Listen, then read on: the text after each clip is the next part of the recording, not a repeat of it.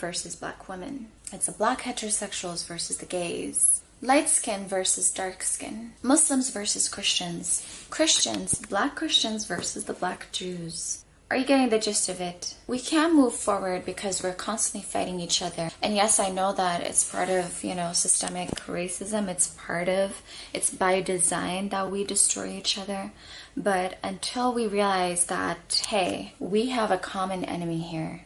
And as long as we are fighting each other, we cannot dismantle white supremacy. As long as we do not understand this basic concept, and we're ready to settle for scraps, and I'll get into that in a little bit, then the system is always going to be here, and anti-black racism will always be here. A powerful, ruthless system will not be crushed when we're divided.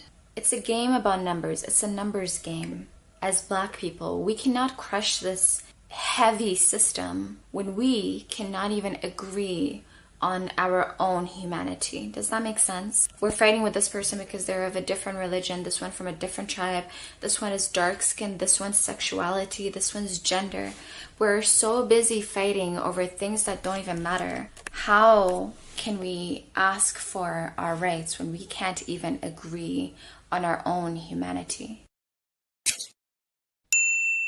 Black people really piss me off sometimes when we're fighting over things that are irrelevant. It really does bother me. Even as a group, we can't even put our differences aside to fight a common enemy. That's a problem. Now, about 2 weeks ago, I introduced you to Frantz Fanon. I'm probably butchering his name. He has another quote that I want to share with you. He says, "It is clear that in the colonial countries, the peasants alone are revolutionary, for they have nothing to lose and everything to gain. The starving peasant outside the class system is the first among the exploited to discover that only violence pays. For him there is no compensation, no possible coming to terms. Colonization and decolonization a simple question of relative strength. For him there is no compromise, no possible coming to terms." What does he mean by this? In order for a revolution to happen, the majority of the people need to take to the streets. The majority of the people that are being oppressed need to revolt. And for those of you who know, I am from Sudan. Last year we had a huge revolution where we were able to overthrow a 30-year-old dictatorship. We had a dictator who was running the country for 30 years. The country's situation got to a point that it was so bad that the average person there was not able to afford bread. It was difficult for them to afford buying bread. And that's why the revolution happened.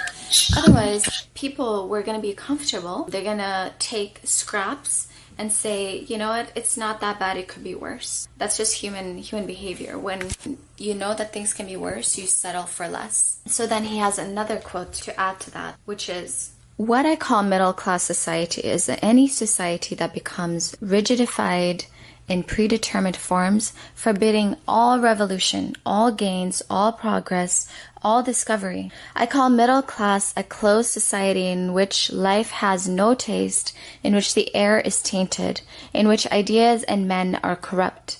And I think that a man who takes a stand against this death is in a sense a revolutionary." What he's saying is, in this quote, is that the middle class people are comfortable. They're comfortable, they have jobs. We have jobs, we can still, we're living paycheck to paycheck, but we are not in a position where we have to revolt. That's what he's saying. And the true revolutionaries are the people who are at the bottom, who have nothing to lose. That's why they revolt. However, a true revolutionary is somebody who is in the middle class, who has everything, and is able to see that this is not a way to live. Just because... All right, enough of that. Can everybody hear me? Yeah. Okay. So my name is D Moss. Welcome to On Deck, everybody. For all of our viewers, that was a clip that I found on YouTube. If my computer freezes at this point, I want to apologize to all of the viewers. If you'd like to donate to buy me a brand new MacBook, I will happily accept it. So, disclaimers out the way. So we're talking about Black unity. Is it real? Is it feasible? And if so, how do we do this? We have so many people operating from so many different schools of thought. so many different ideologies around blackness, what it is, what it isn't, different viewpoints around how we even self-identify. Are we brown? Are we black? Are we African, African American? Are we colored, Negro? Whatever the case may be, everybody has a viewpoint. And when you're dealing with people who have influence over pockets of other folks within our community, people take their sex in different directions. So people often talk about we'll never get anything done as long as we don't come together and unify. The question is, how do we do that?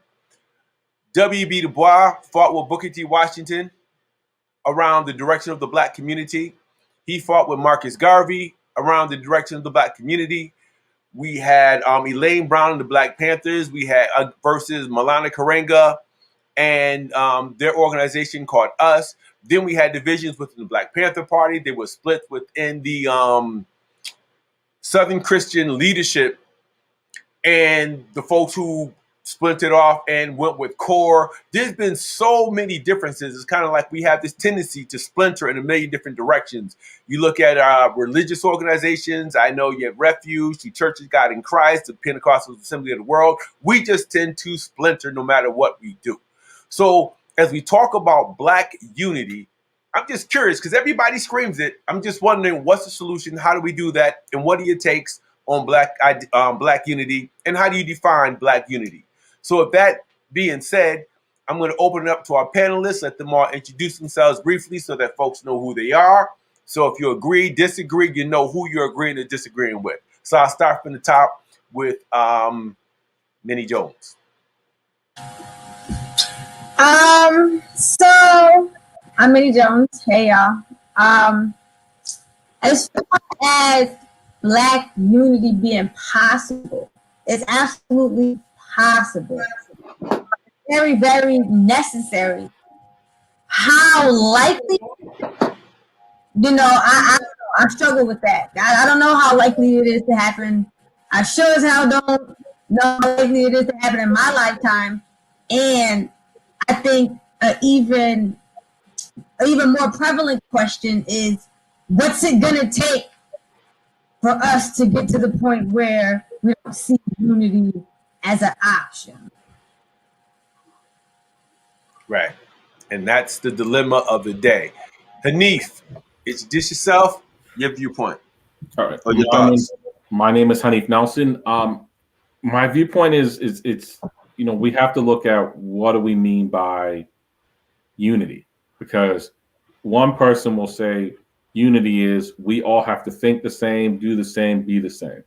Another person will say, no, we have to have, some big goals in common, and then we may differ on some little things. So in order for us to say, is it possible? First, we need to define what it is. And then we need to look at what we're willing to do when we actually know what it is to begin with. And I'll stop there for now. Okay, thank you. Shauna. Hi, I'm Shauna Joseph. I'm a law student at Western New England. And I actually agree 100% with what Hanif just said. I think the main thing is finding common goals and defining those goals. I'm a huge fan of writing things down and setting them in stone. And that's how a game plan is set in place. We fight, I think, more so too much over the little things that can be worked out at a later date. We need to come up with our main objectives and set those in stone, and then begin working together, maybe set up leaders in each part of our nation and making sure that we can get those things done. Okay. Professor Matt? My stance right now is black people are not to echo what everyone said so far, black people are not a monolith. I think that the different groups within us, whether you're talking about the Divine Nine, the Black Panthers, Pan-Africans, Nation of Islam, all beliefs and values and causes that each of these different groups represent and fight for should be acknowledged. However, when it comes to Black unity, I think what's going to get us there is, again, to echo what Shauna and Hanifa just mentioned, is finding those common goals and those common things that each of the groups want to rally behind and want to establish on a Black agenda. And when we come to an agreement on that Black agenda, that's the agenda that we take to Congress with. That's the agenda that we stick to when we are being asked for support from running politicians and other leaders that come into our communities. I think having a collective agreed upon agenda of some set goals that everybody kind of so that everyone supports would be a great start. Okay, thanks, Professor. Tom, you're on mute, sir. There we go. Yes, hi, everyone. My name is Tom Shepard. I am the elected parent member on the New York City School Board. And I've been thinking about this while we've been talking, and I will totally co-sign on what Hanif, Shauna, and Mac have said. For me, I think that when we talk about unity, that we do have to be clear about what we're talking about, right? Okay. I think that if we're gonna, I don't think that the real conversation is more about unity and identity as much as it is unity and purpose, right? Or, it's like, you look around and it ain't just Black folks that are, separate themselves by religion or ideology or sex or anything. You're like, society does it. But white folks will or with their whiteness, we get there, right? I think for Black folks, it's the same thing. And for me, my biggest example, and I think you alluded to it, was the civil rights movement. And I always looked at SCLC and SNCC, right? And you look at people like John Lewis and Dr. King, or you look, or Stokely Carmichael and Dr. King, right? Both wanted the same outcomes, and that was equality for Black people. Just the approach was different. So, in that, unity was around the purpose, right, or the goal, and the methods, and like how and what were really sort of the individual goals of individual groups. So I think this is a really good conversation because it allows us to get clarity around that, like the why are we in this, not necessarily the identity politics of it. Okay. And just really briefly, I have another video. Hopefully it won't mess up. WB, and you'll see. Here we go.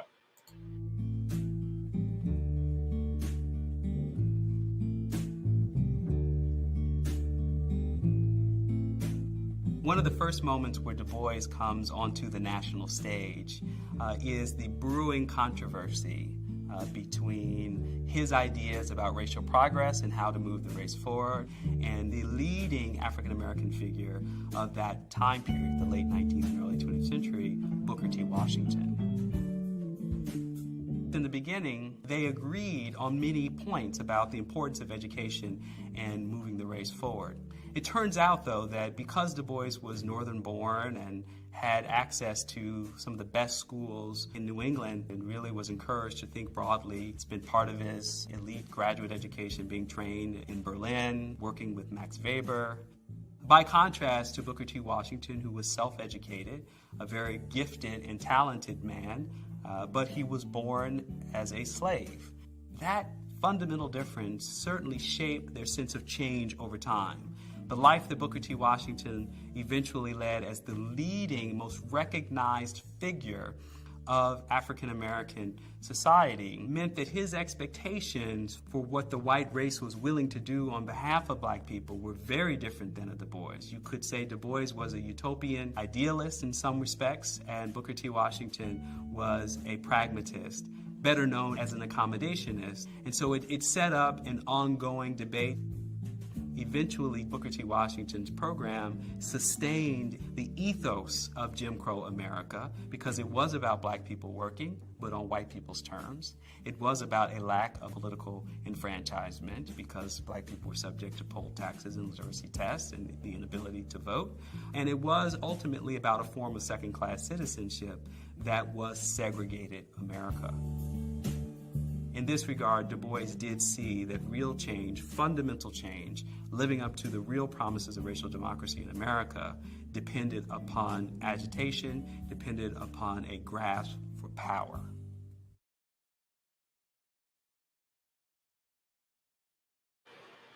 Okay.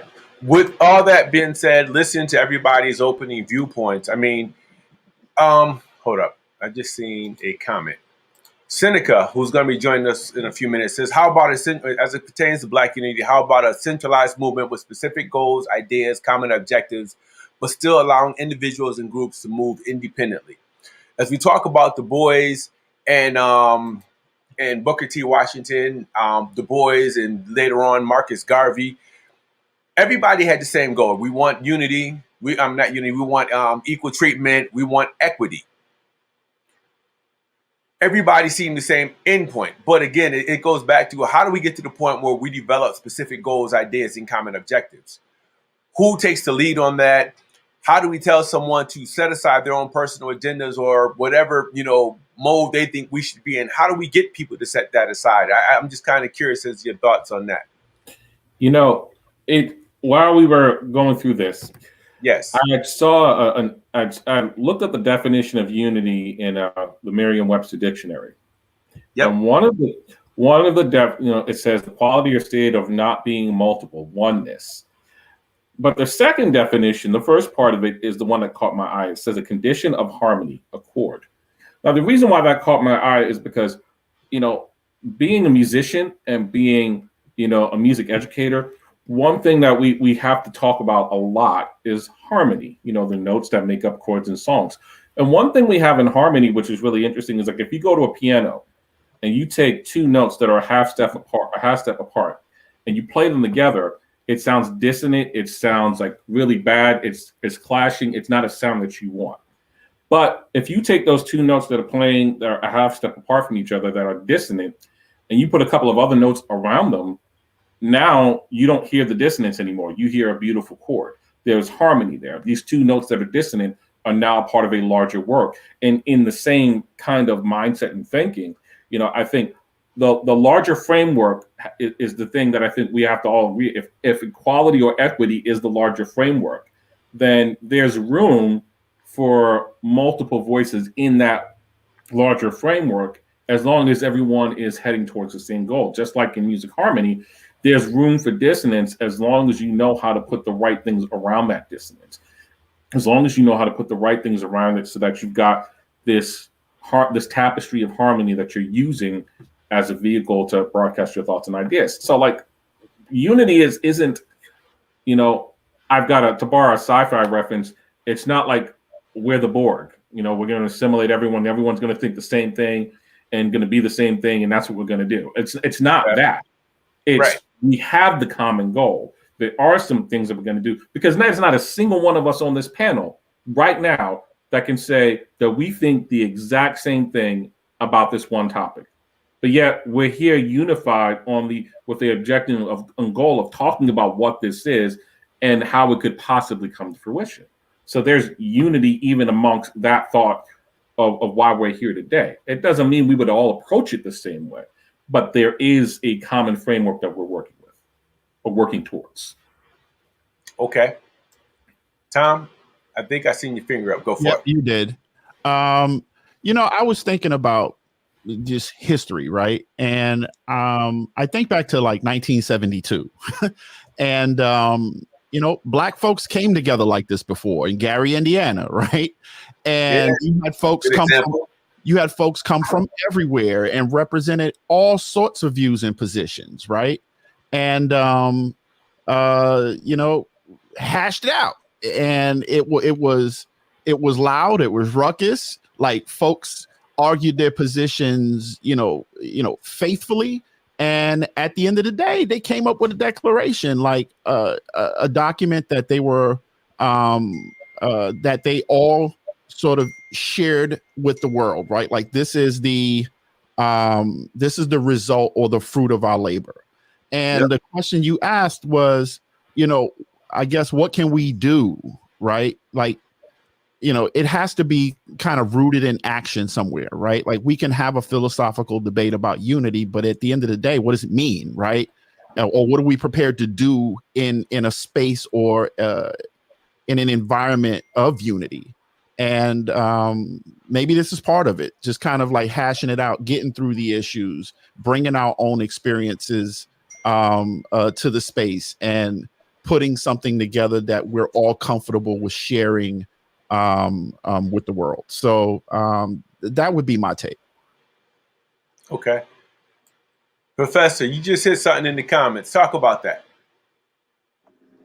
Yeah, I think coming to common goals has been something that we've been doing a lot more of. Like I even noticed this past year, these past couple of years, seeing how Black conservatives and Black liberals are coming in more in agreement on police brutality as being a common goal of a common cause of interest on both parties. But I think what always ends up becoming the problem is what's the approach that we're going to take? What's the method that we're going to take to achieve said goal? And every group has their own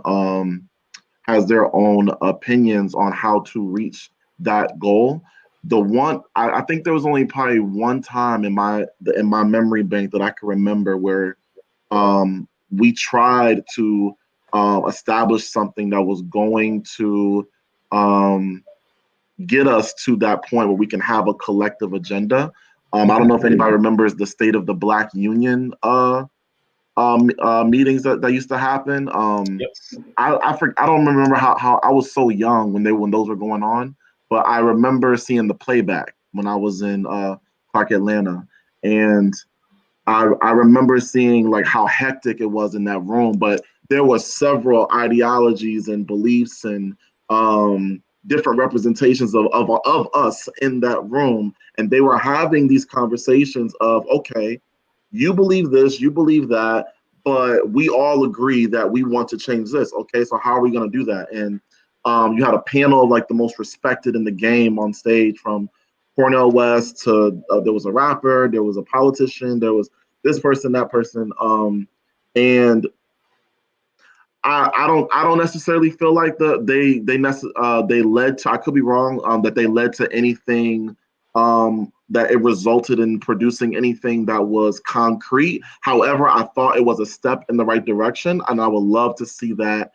come back in some sort of fashion, those State of the Black Union, because it was a large platform. It happened every year. It was annual. I don't know necessarily why it stopped, but it was well respected, and I thought it was a step in the right direction of getting some of that Black unity and having those collective conversations that were necessary. And I also think, however, though, I think one of our problems with the State of Black Union is that it was televised. I feel like those kind of conversations shouldn't have been televised. It shouldn't have been like a mass production on TV, like CNN was showing it, CBS was showing it.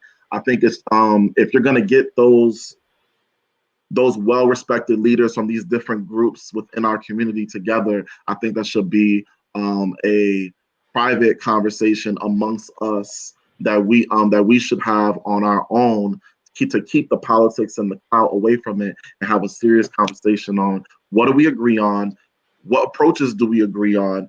Okay, cool. Now we have an agenda, we have a plan. Now let's work towards policy change. Right. Okay, and I think I hear a lot around communication has to be a little more effective. Communication has to be much more private. And to go to Hanif's example, when he talked about the music, I'm sure as a composer in your head, you're having a million conversations with yourself. If you were putting that same composition together, would you do it publicly and invite input, Hanif? The only way I would do it publicly and invite input is if I was doing it for a teaching tool. But on a normal basis, no. It's not going to be in public until it's ready. Okay. The other piece, so communication is essential. I think the other piece is Terrence, I remember the conversations when they had that organizational effort. I remember that. You're right. It was on C-SPAN. It was on everything. The problem, well, I think that's a bad start. One of the challenges is the fact that half of these people were not representing any large body organizations. They didn't come to the table with if they were in organizations, they didn't come with their organization's objectives. They didn't break down what their strategic planning process was.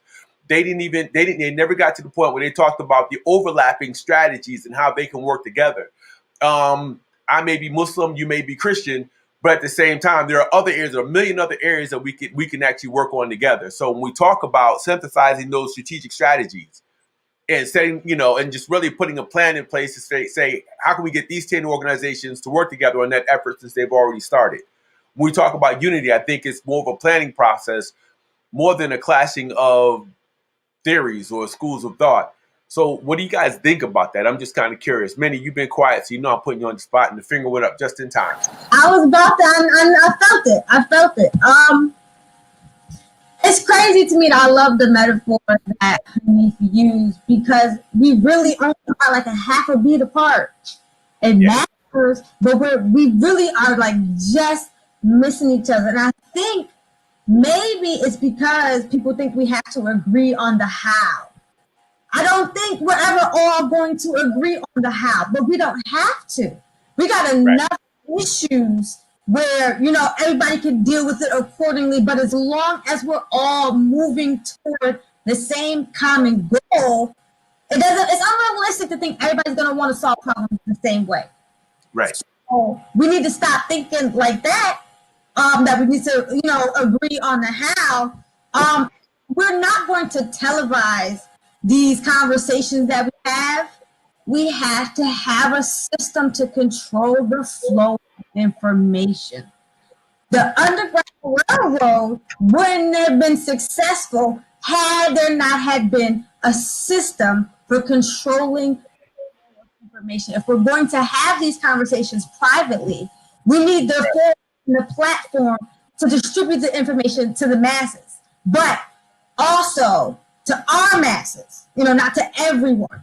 We have to control the flow of information. We need a system. We need a code.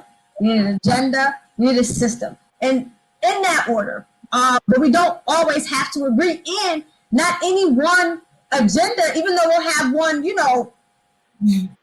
generally speaking, but different locations, different groups of people have different issues or have issues that are unique to their situation. So everybody still needs the freedom to address those things as individual components of the whole, if that makes sense.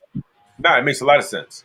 Nick, I seen you about to say, I'm getting good. I seen the hand about to raise. Go for it. Yeah, see, what Minnie said when she talked about the Underground Railroad, now the thing about that, this hits into, one of my areas of expertise as a musician and music teacher, is a lot of the messages in the Underground Railroad were remnants of the culture that was taken away from them, that they were able to disguise it. Like a lot of times when we go to these concerts, these Black History performances, we hear songs like Wade in the Water, and we don't even know that what Wade in the Water really was a covert communication for what you need to do when you get to this point, in the Underground Railroad, or Swing Low, Sweet Chariot. Like a lot of these Negro spirituals were really coded messages. So the way they were able to use music to get through the day was also the same way they were able to pass through messages. Because what we have to understand, and I mean, this may seem off topic, but trust me, it's not. What we have to understand about this is that the reason why the drums were taken away from them here in this continent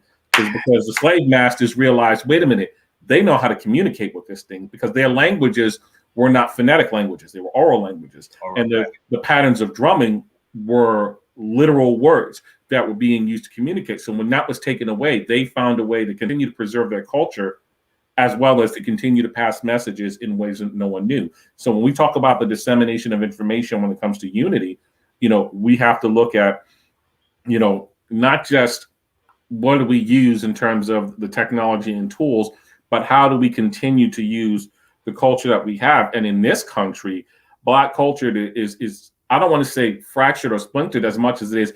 It's very diverse, because Black culture, in New York is slightly different than certain parts of New England.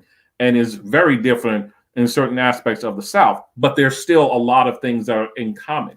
So it's very critical that, at least from my perspective, when we talk about the dissemination of information, that we do it in a way, especially if we're trying to make sure that we know and that everyone else doesn't know, that we do it in a way that is common to everyone, that everyone's going to understand.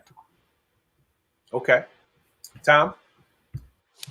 Yeah, I'm gonna just my addition to that, and it's really gonna ride on something that Minnie just said, is what and how speak to process, right? And the process is the thing you develop, right? Why is sort of the goal, the reason, right? The motivation. And I really do think that, as Black folks, like folks have been saying, like, my experience in the Bronx is different than your experience in Springfield, right? Is different than someone's experience in, let's say, Chicago or Oakland or Savannah. And with that said, what we bring to the table is going to be different, right? Our experience, our position, our point of view is going to be different, right? But what we ultimately agree on is the why. And we have to you get the why first. And after that, like, this is like, I look at the over the last few years, really the conversation around like police brutality, right? And everybody universally agrees that, like, the police need to stop killing us. And it just manifests itself differently in different places. But everybody agreed to the why, right? Like, we are doing this because police are killing us and this needs to stop. And, it plays itself out in different ways, the what and the how. But everybody agrees. And I think if we're going to talk about a movement in unity, right, that we do have to agree on the why first, like, get that. And I think that's going to be the easy part. It's the process part that's going to hang everyone up. But that's the part where, if we're all able to sit back and really pay attention to each other and understand that my experience is different than yours and yours is different than mine, then we can develop a how and a what that really gets us where we need to go. Okay. Similar to how they did in Atlanta. We look at Atlanta this past election, the runoff, in terms of how they went about accomplishing such a feat. They had the Black congressman down there, the way that they went about it, text message, emails. They did a lot of public work, but for my relatives down in Atlanta, down the Georgia area, they were talking about how they would hit up people knocking on doors, personal conversations. They showed me text messages saying, "Do not share this publicly. Do not share this on Facebook." The way they went about doing it, I think communication is critical. The other piece is, let me just back off for a second. As we talk about this, is the first order of business taking white people out of our conversation as we talk about Black unity? Because oftentimes there's a whole lot of they and them, and we make constant references to them as we're talking about us. Minnie, go. Hell yeah, we got to take them out of our conversations. And every single one of us needs to remove the white person in us. Because we all got a white person in us to some extent, where we define ourselves through their perspectives. And yes, we need to get rid of, I'm not saying all white people, and I'm not saying indefinitely either. But yeah, we need to clean house and get to the core of who we are before we even start creating strategic alliances with other groups of people. Yes, we need to get ourselves straight. And it's hard. You're not gonna be able to do that when you're in the same room. Just like if you got a victim is not gonna be telling their story or going through therapy in the same room as Perpetrator. the perpetrator. Exactly. Yeah, that's how. And I think there are probably some people watching who would disagree. Well, a lot of white people are allies. I think the same way, I don't know if it was Tom who said it, I think it's really about people getting directives and action steps. Some people aren't thinkers. Some people are like, yo, give me my instructions and let me go do what I got to do.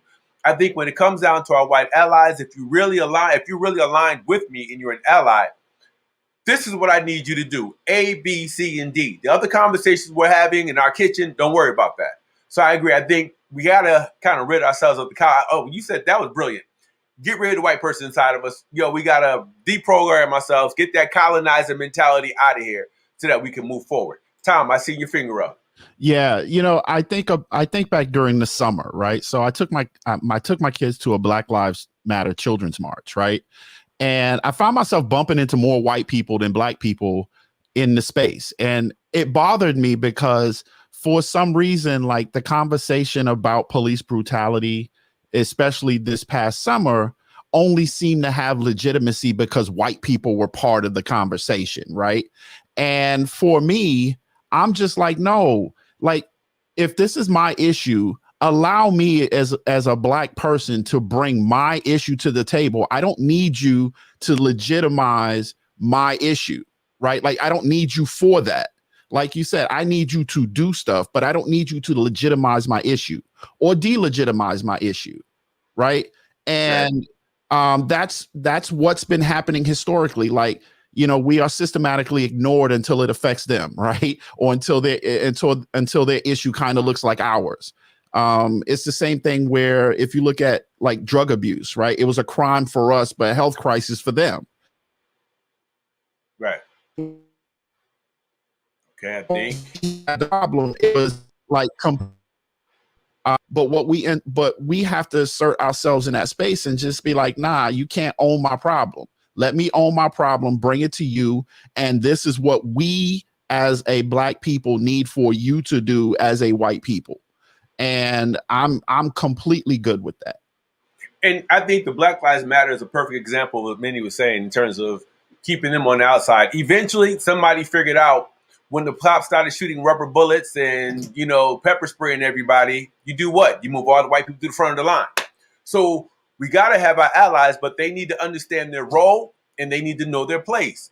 The other piece, when we talk about the Black Lives Matter movement, there were even dissension in the ranks there because as we're going after the police department, we were still losing equity in terms of employment opportunities. We had no political voice. The people sitting around the table discussing Black Lives Matter and what we would get, what they would negotiate on and what they wouldn't, didn't look anything like us. And even for those of us who worked with those white folks in those capacities in municipalities across the country, we still weren't in those rooms. Those were white people in those rooms determining. So I think there are a number of things. We talk about outcomes and what we hope to accomplish. I think we need to determine what the outcomes are and how we're going to achieve them, what roles, the benchmarks, the responsibilities. I think we have to delegate that, and I think we have to back into that. So I just want to go real quick to what Malcolm has said about Black unity, if that's cool with y'all. And I think Rob Jones had a comment. I'm going to read that real quick. How do we keep the message / movement on track / code between foundational Black Americans and non-foundational Black Americans towards common overarching Black goals?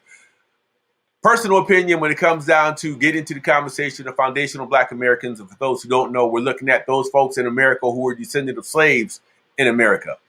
I think there's much common ground, Rob. I think when you talk about slavery impacted all of the Western Hemisphere. I'm starting to watch more BBC shows with, with films by Black filmmakers as they talk about the oppressive forms of racism that they dealt with over in the UK. We don't deal with that because we only focus on our own problems.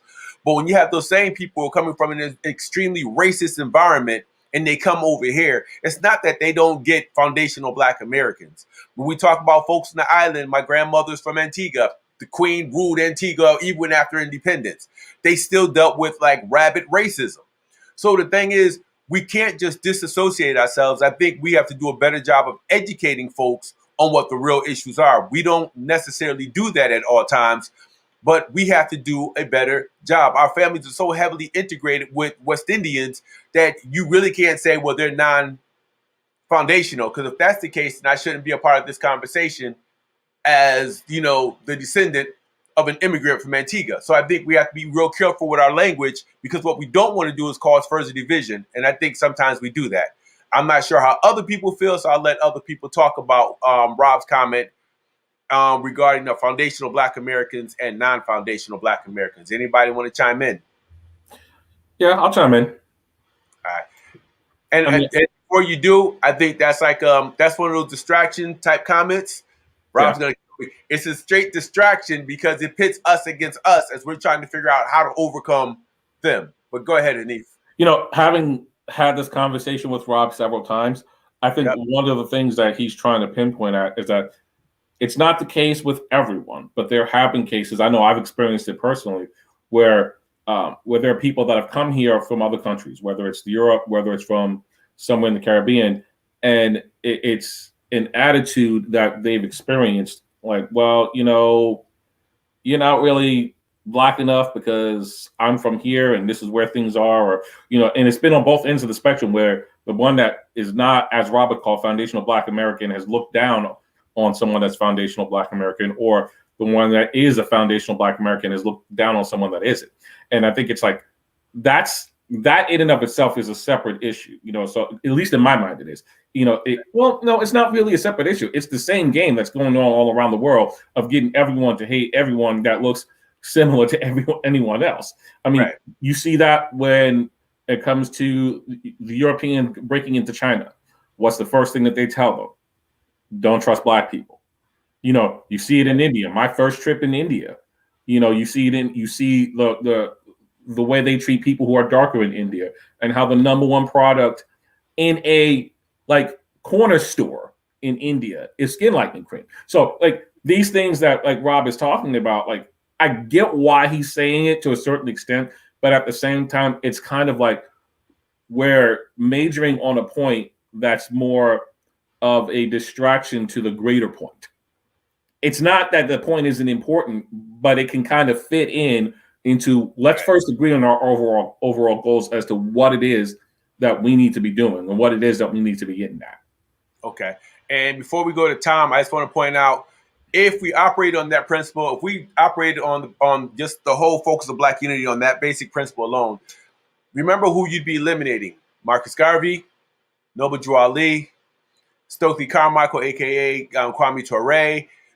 The list goes on and on and on. There are so many people of West Indian descent or non-foundational Black Americans who have helped to shape our perception of ourselves. So I think we have to be very, very, very careful. Stephen Biko, I live and die every time I read that man's biography. Without people like that, non-foundational Black Americans, I think we lose a lot. I think the other pieces, those are family conversations.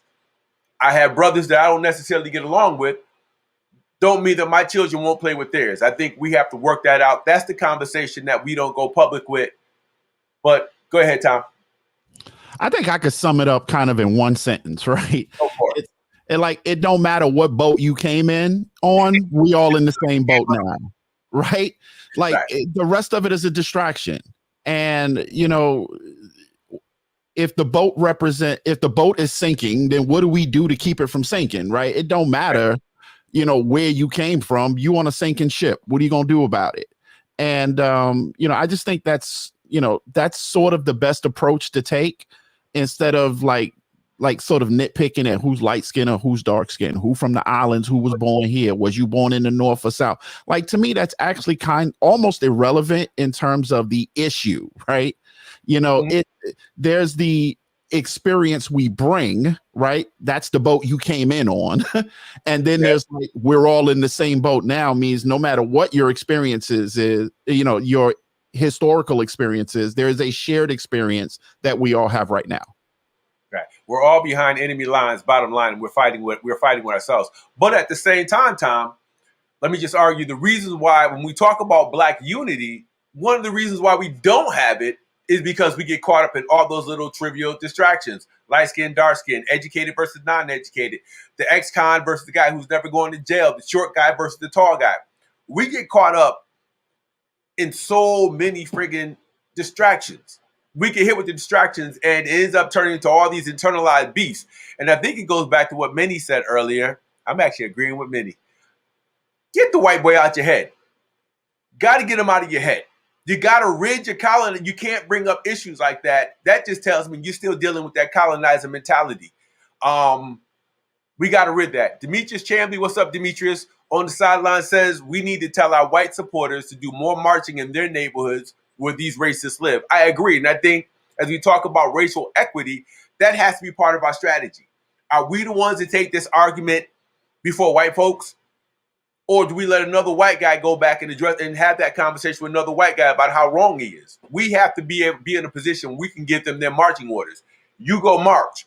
You're an attorney, you're a politician. You need to go deal with them attorneys and politicians on what we need. I think we have to give them marching orders. We tend to get in rooms of white people and we acquiesce to them because we always want to make them feel comfortable. But I think to get to that point, as many stated, and I'm going to keep saying it, we have to get the white folks out of our heads so we can figure out exactly what our goals, objectives, benchmark strategies, and expected outcomes are. If we don't do that, then our grandkids will be having the same conversation in 25, 30 years. Anybody? Professor Mack, you've been quiet, brother. Go ahead, Minnie. I think that also it's an egotistical thing as far as thinking that everybody has to agree with the method or the strategy. It's an ego thing. That's someone saying, no, do it my way or do it this way because I'm right and you're wrong. You know what I mean? And that's stumbling block. And we have the slavery has embedded in us and innately too as being African people, but the spirit of competition. Like, but we're always in competition. And when you try to get, kids from Africa to compete with each other, they don't. You're like, oh, you ask them to race to something, and whoever gets there gets that thing, and they hold hands and they run together. You know what I mean? So we got to think along those lines and stop seeing each other as it's a scarcity mindset too. That there's not enough success and there's not enough resources for everybody to do things the way they want to do things. That's a scarcity mindset, and that's going to keep us broke. And also, we need to balance the masculine and feminine energy in these organizations. A lot of organizations are for Black people or Black women. We don't function harmoniously in that sense. And I think that when these organizations, and we talked about this before, when you have two male-led organizations coming together, that ego, is a lot. It's a big stumbling block. Like how the U.S. slaves and the Black Panther Party, how COINTELPRO was able to create such dissension between organizations because pride wouldn't let two men sit down together and have a conversation about their issues.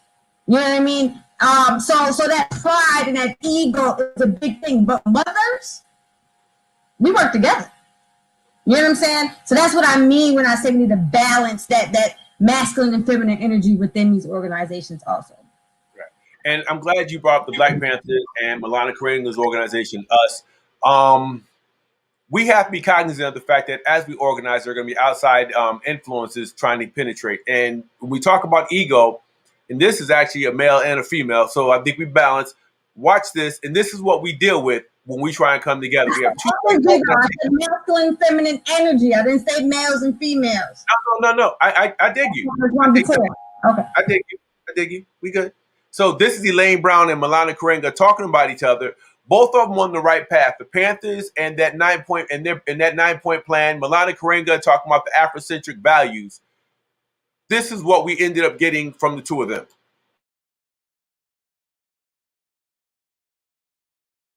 They drew first, us people drew in defense, and that's when the shootout happened. It's a tragic mistake. I don't understand why no one doesn't get that Chuck Chasey, for any intents and purposes, as much of an FBI operative as anybody. He kills these two men, he shoots John in the back, and Bunchy turns around unarmed and gets shot straight up in the chest. The Panthers and the left then began to lie about us, say we were agents, say we killed the Panthers. This wasn't some casual event that happened accidentally when tempers flared. This was a planned assassination of leaders of the Black Panther Party for a very specific reason. Because as J. Edgar Hoover had said, we were the greatest threat, and he was going to eliminate that threat. And I bring them. I play that video. Oh, I think I'm frozen. But I play that video because both organizations were on the right path in terms of one talking about Afrocentric value system and the other one putting together expected outcomes for our community. Imagine Elaine Brown, one of the most powerful, I probably say one of the most brilliant leaders the Black Panther Party has ever had. Imagine if her and Malana Karenga were actually to sit down and had worked together instead of them going to war on the streets like gangs. So I think we get caught up with distractions and we don't pay attention to the outside influences. So I'm gonna read some of the sideline comments. Here we go. Ricardo Wilson says, I think we need to get back to the Marcus Garvey and Malcolm X days of showing our presence in the streets by the numbers in a militant form. Rob Jones says, how does the term people of color dilute the focus on Black initiatives? Anybody wanna? Tom, I see you. Yeah, actually, I wanted to. I was thinking about Ricardo's comment, and I think my response or my opinion would be that there's a place for both, right? Like I go back to the civil rights movement, and there was just as much of a place for those who sat at the lunch counters, right, as it was for the Nation of Islam and the Black Panther Party to take to the streets, right? I think sometimes we get caught into things one way or the other, right? Like it has to be militant or it has to be like sitting at the lunch counter, right? It can be some combination of both, or it can be something different than both of those, right? And that's a function of who's coming to the table, right? Like if we allow folks that come to the table to come with their experience, right? And not really get stuck in this my way or the highway mentality, but say, you know what, Black Panther Party, you take it to the streets, right? While I go and sit at the lunch counter, while the next person goes and decides they're gonna sit on the front of the bus, and you have a coordinated plan that really respects what everybody brings to the table. It doesn't have to just be one way. Absolutely. I think to Hanif's point, when he started out earlier, when he talked about the composition, imagine if we took Booker T's brilliance around Black people owning land. He said, yeah, I'll take your second-class status. Just give me the land. We get the land. We can farm on our own. We can live on our own. We go to Marcus Garvey's brilliance when he says we need to be a nation. If we were to act and function like a nation, the Asians in this country function as an independent nation within America. The Jews function as an independent nation. That's what Marcus was talking about. Imagine if we took the brilliance of W.E.B. Du Bois and we said, you know what? We need that academic intellectual portion of our community. We need to further their development. We look at, Malcolm, and he talks about these issues are not civil rights issues. We're already their equal, more than their equal. But what we're talking about is equity. We're talking equity. We're talking human rights. We take Martin Luther. I mean, we would take all these great people, mold it into one thought. I think we can move forward instead of looking at them competitively. Go ahead, Hanif. But when we also talk about equity, the one thing I want to say, and whether people agree with it or not, is irrelevant to me. But the one thing I'm going to say is that you can't even begin this conversation about equity and equality for Black people, and when it comes to racism, things we've experienced, if you're not talking about economic empowerment. Because none of these things, like let's look at the communities you talked about that Marcus Garvey talked about, that act as independent nations, as an independent nation within this nation. Both of those communities got money. Absolutely. And, if we're not talking about what we do, if economic empowerment is not part of the how we do and part of the plan, then the plan is doomed to fail. Because everyone that makes a move in this country for their group's interest, whether it's, ethnic interest, whether it's political interest, they do so with money. And they do so with using organizations and various different things, and I think that's one of the things we have to look at. And it kind of falls in line with what Tom is saying, because, if I've got $10 million and we've got something and we're trying to fund these different things, and everyone's like, well, we got this, we need some people out here to protect, these people that, want to do this peaceful thing in case it gets violent, or we need some people that can go up to Washington. All these things cost money. So we have to remember that economic empowerment must be a cornerstone of our strategy. Otherwise, we're only going to get but so far. It's going to be similar to conversations that we've had on this panel before. We're going to get so far, and then we're just going to step back because we don't have the resources to finish what we started. I agree with you 100%, Hanif. Going back to Ricardo Wilson, when he talks about the, just the militant presence, we need people to defend us. We've gotten to the point where we've had industrious communities and they were destroyed and everything was taken from us. So economic development is critical. So we have all these brilliant organizations and entities across the globe, across the country in the Black community. We have organizations that can focus on economic development. I look at a lot of these young people, they got these circles of creatives all working together and supporting each other. We have to do that. Tom mentioned Gary, Indiana, with Richard Hatcher. I'm not sure if people are familiar with Gary, Indiana, and what Hatcher did down in Gary. When the Democratic Party down there refused to allow them entry, they created their own party. I think that was the 21st District Democratic Party. And then what he did when he got in office, his thing wasn't social justice. He was where you're at, Hanif. He got all the Black contractors to pool their resources. So instead of them just paving a parking lot, they began to pave at the major airport down there. They got all the paving contracts and they paved all the municipal and state properties within the Gary, Indiana area. He said all those contractors working. So I think we got to go back and take lessons from history. Most of us call ourselves students of history, but we don't really read history and look at some of the brilliant strategies that they implemented back then to see what is practical today. I think a lot of this, I think what Hatcher did, oh my God. He set the tone for Black, when people say, I'm the first Black mayor, but did you do what Richard Hatcher did? If you haven't done that, then you're just another chocolate-covered white boy who is doing us no good. So this dude brought everybody together. So when we talk about that, Hanif, you're absolutely right. I think we need that militant form. There's some cats who's just lethal with their hands and they can shoot a gun. We need people like the Proud Boys. All the white boys coming together, they don't all agree. They come from different backgrounds. You have judges, lawyers, doctors, teachers, landscapers, truck drivers. They come together. You have the cats who walk around with the guns and you have the cats who are running for office. They don't agree, but they come together and they stay, as Rob always says, they stay on code. So I don't think it's an issue of whether we do economic development, create a militant arm, or create, whatever the case may be. I think it's not an either or situation. These are all the objectives that we have. This is the plan. Let's organize this shit and let's make it happen. Professor, you had your hand up. Yeah, I was thinking on what Minnie was saying earlier about how we don't have to pick, we shouldn't be focusing on picking just one approach and one method. Absolutely. But okay, so we were talking about economics, right? So say in the sense of group economics, what do you do when approaches conflict with one another? You'll have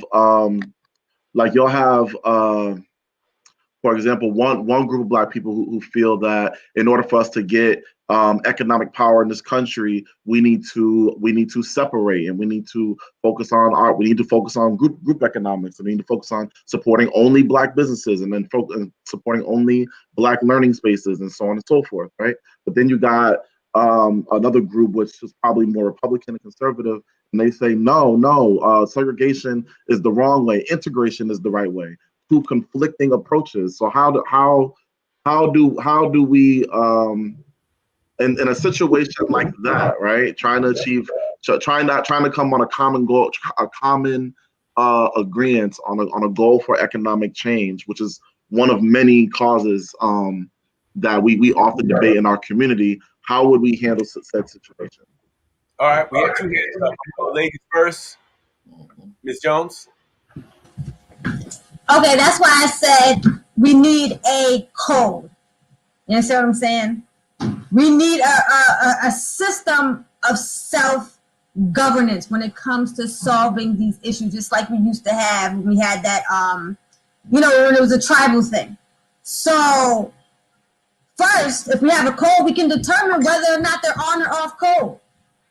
If they are on code, then the focus becomes how we support each other. Right. We're not all going to agree. We have to stay on code.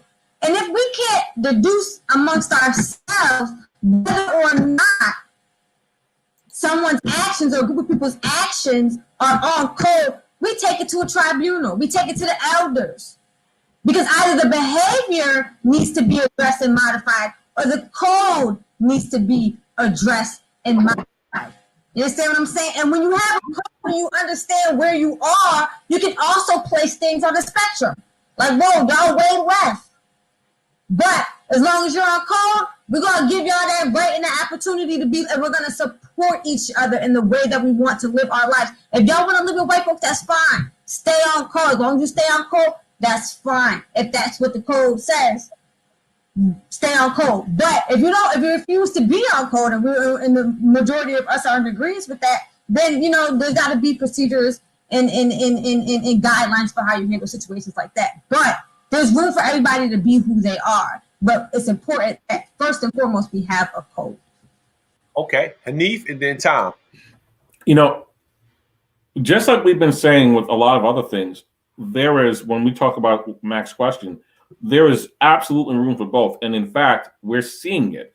I have read at least in the last 5 or 6 months, I've read at least 7 articles where groups of Black people have bought land and are building cities strictly for Black folks in this country, for their own towns, own governments, own businesses, everything Black.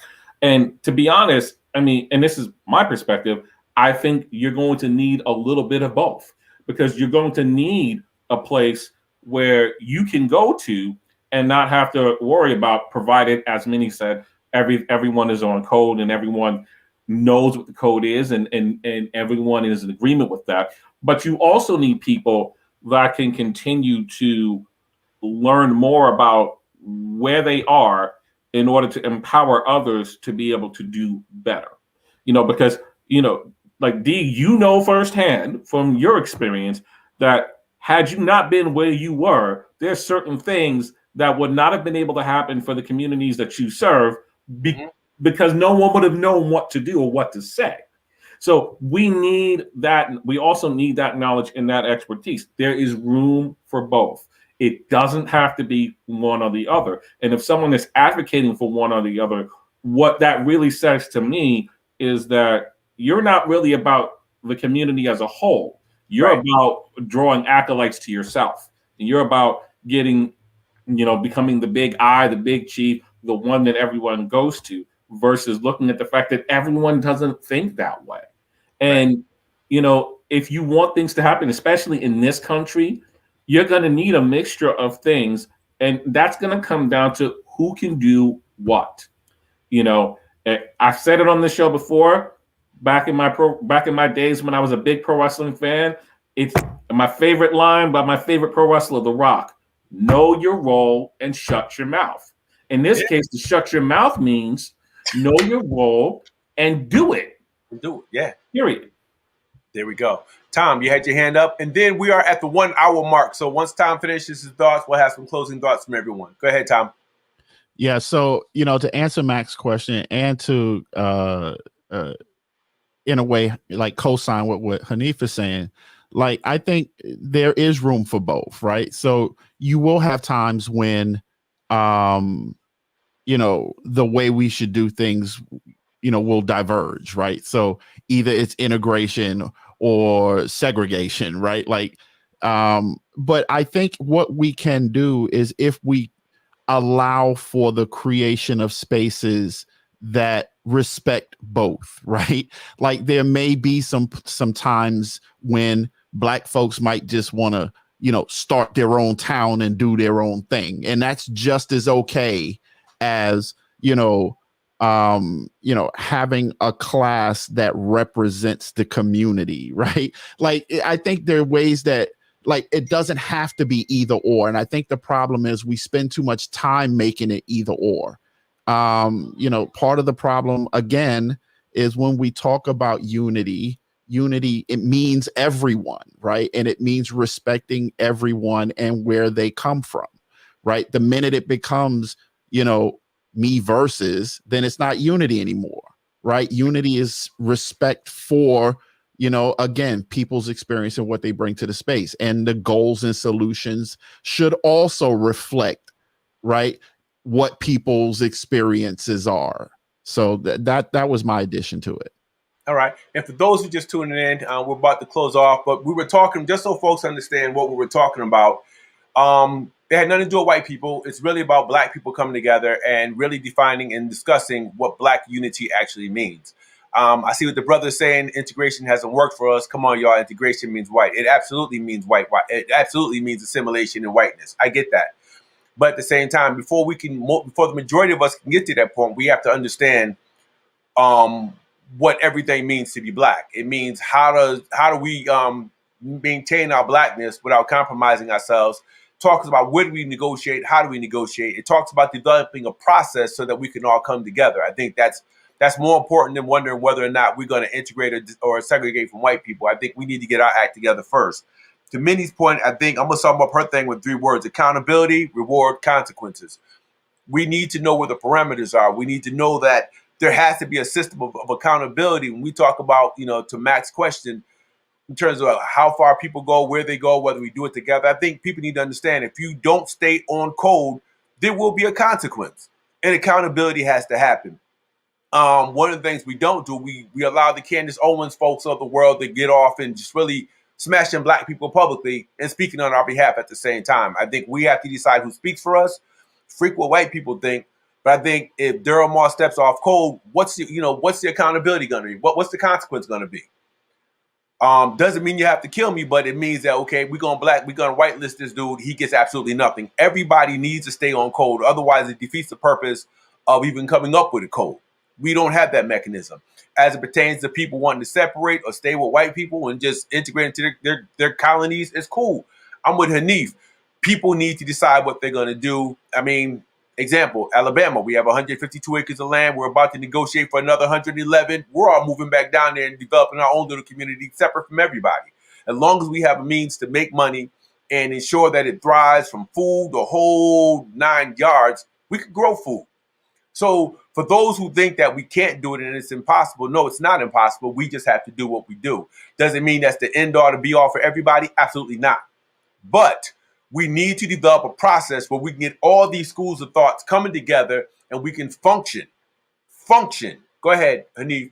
And Hanif, when you start yours, also make yours a closing thought so we can move forward. Yes, sir. And on that same token, we need to not belittle people who do not do it the way we think they should. If it's Candace Owens, I'm going to belittle her. Now, Candace is different. Well, yeah, but on the real, when you talk about a Candace Owens, she's just a paid mouthpiece. She don't even really mean half of what she's saying in the first place. But when it comes to these things, like, look, we have to stop belittling people that don't think like we do.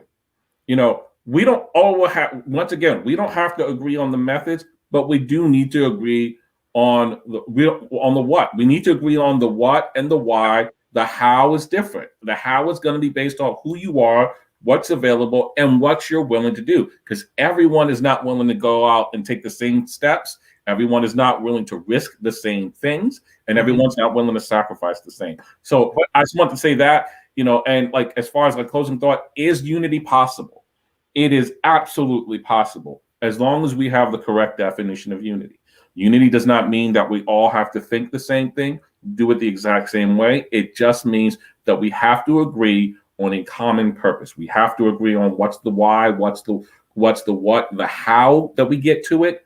It's different. And everyone can find what their how is, as long as we're pursuing it, as long as we, like many have said many times, as long as we are on code, as long as we have that accountability, as long as that we have those frameworks in common, the how can be a multitude of ways. Okay. Let's see. Terrence. We're looking at closing thoughts. All that. I echo. Hadith said everything I was going to say. But yes, just to echo what he mentioned. I do agree that we all different strategies can be acknowledged and coexist. But there again, as you were saying, needs to be that common goal, those common goals that we agree that we need to collectively all put our attention towards. And I'm down for I'm always down to be a part of those discussions. I think On Deck is an example of one of those discussions where different all sorts of Black people come together and we're having these different conversations from different perspectives and beliefs and backgrounds. So I'm always down to create more spaces like this and be a part of more spaces like this, and I think that's steps moving towards the right direction. Okay, thank you, Tom. I guess for a closing thought, I would just add this. As people, our experiences and what we bring to the table are very different. And again, if we're going to talk about unity, then unity should more reflect our goals than this idea of identity politics, right? And with that said, like, it's okay to be who you are in a space. That's the starting point, right? Like we have that as a goal, and ultimately we develop plans and structures to get there. I think that we can certainly do that. And we have examples in the past that we can look to as we look to sort of create our own future in the way that we as a people feel like we should have. Okay, thank you. Ms. Jones. You're on mute. I just feel like when it comes to, opinions, criticisms, about, the way people decide to contribute to the liberation of the African diaspora, ask yourself, like, are they really hurting the people? You know what I mean? Could they use some support? Or maybe they're on the right track, they're just misguided. So instead of, pointing fingers and saying, they're doing it wrong, say, how can I help them get it right?